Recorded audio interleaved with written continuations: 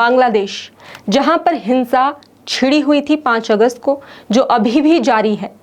कुछ छात्र जिनकी डिमांड थी आरक्षण की, जिसके खिलाफ वो लोग प्रदर्शन कर रहे थे, लेकिन ये आरक्षण की जो प्रदर्शन था वो हिंसा में तब्दील हुआ और इस बीच हिंदुओं के साथ गलत हुआ।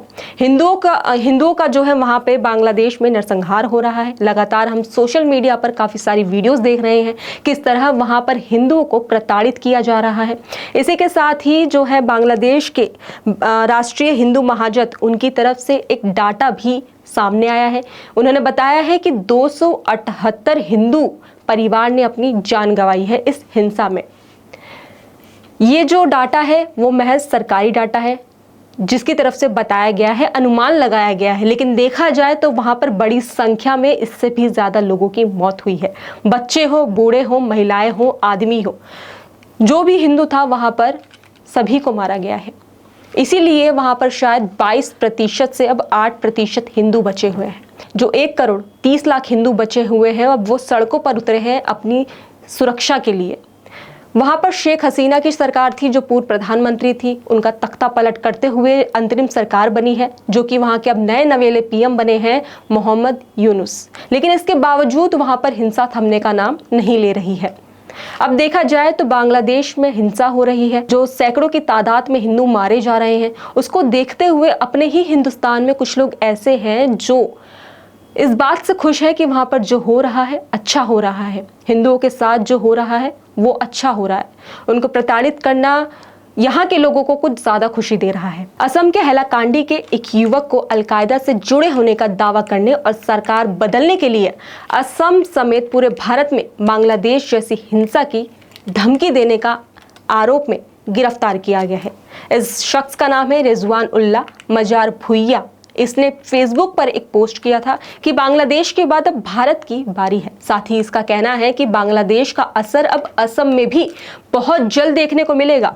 जब एक फेसबुक यूजर ने उससे पूछा कि कहां से हो आप, तो रिजवान ने बंगाली में जवाब दिया कि वो भारत में काम करता है, लेकिन वो अलकायदा के साथ काम कर रहा है। उसने कहा, मेरा काम भारत में है, लेकिन हम हमेशा से पाकिस्तान में अलकायदा संगठन के साथ काम कर रहे हैं।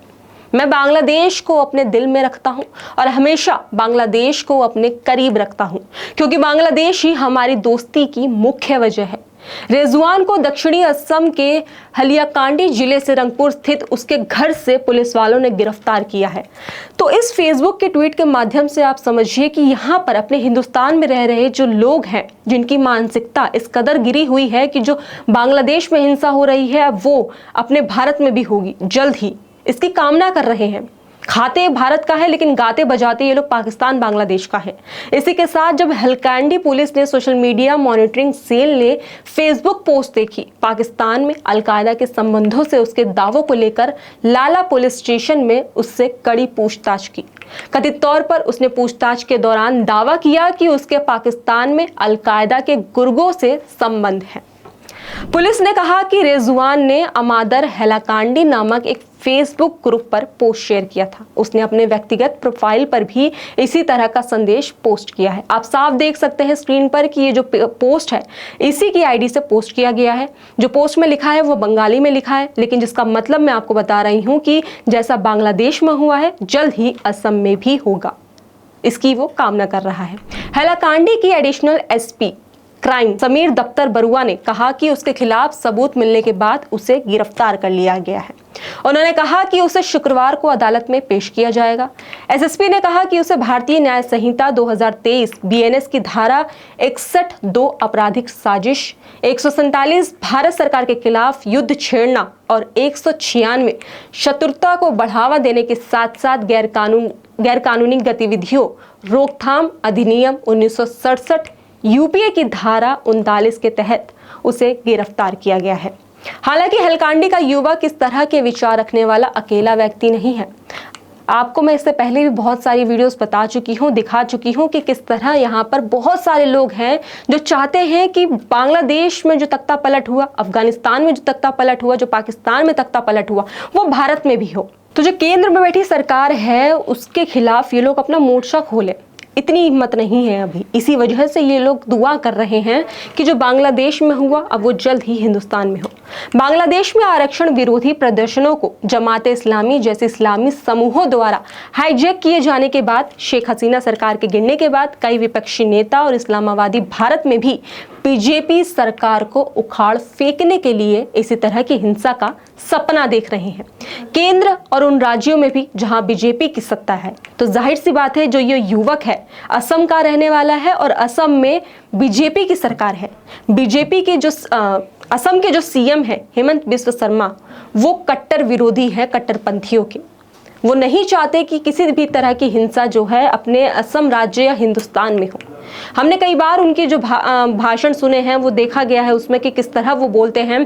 तो वही इन लोगों की जो मानसिकता है आप देख सकते हैं कि किस तरह ये लगातार अपने ही हिंदुस्तान की रोटी खाने के बावजूद उसी थाली में छेद करने से बिल्कुल भी नहीं कतरा रहे हैं। ऐसे में अगर हम बात करें तो इन लोगों को बढ़ावा विपक्ष के नेताओं से मिल रहा है। मैं ये अपने बयान पे नहीं कह रही, क्योंकि ऐसे बयान हमने सामने आए हैं, मेरे पास सबूत है। आपको मैं कांग्रेस के वरिष्ठ नेता जो हैं, बड़े बड़े नेता, उन्होंने बयान दिया था कि जो बांग्लादेश में हो रहा है वैसा ही भारत में होगा, उसकी आशंका है।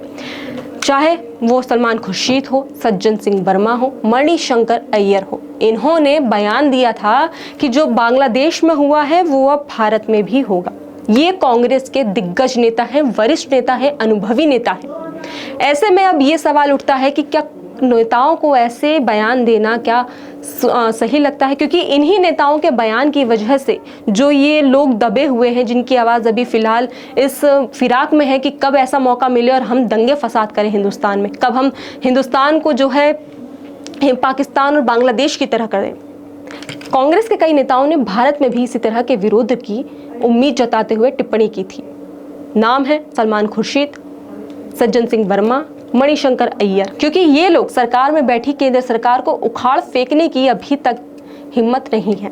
इनके जो प्रोपेगेंडे हैं जो उन्होंने लगातार अभी बहुत सारे दिए हैं, इसके बावजूद केंद्र में बैठी सरकार का कुछ नहीं बिगाड़ पा रहे हैं। इसलिए सरकार को हटाने के लिए इसी तरह का हिंसा आंदोलन भी कभी भी शुरू हो सकता है।